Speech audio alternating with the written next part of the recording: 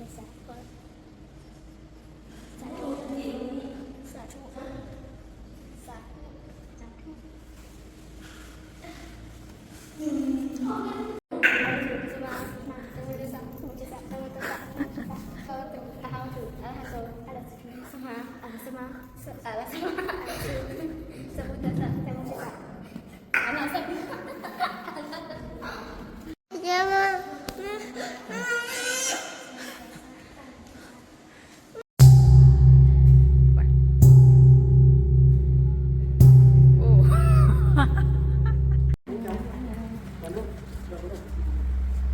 เดี๋ยว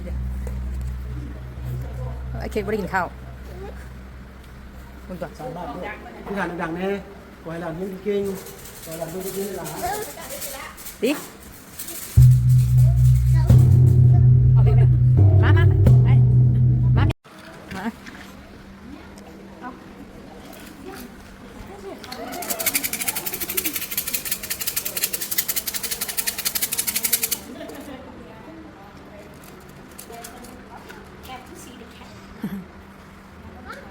เฮ้ยโกพระจันทร์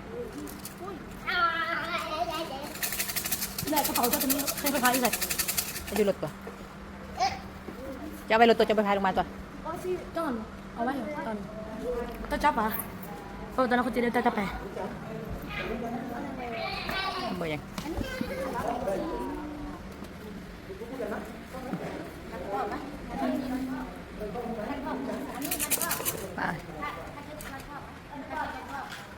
น้ำเบอร์ยังเค้ก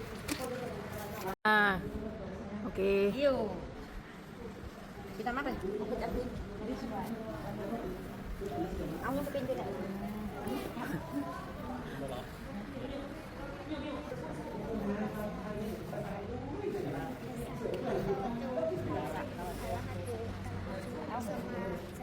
สมุทรสา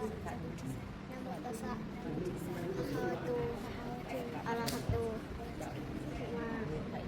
สมุทรสานะโมตัสสะอะระหะโตอะระหะโตสัมมาสัมพุทธัสสะอะไรนะนะโมตัสสะอะไรนะอะไรนะอะระหะโตสัมมาสัมพุทธัสสะสาธุสาสาส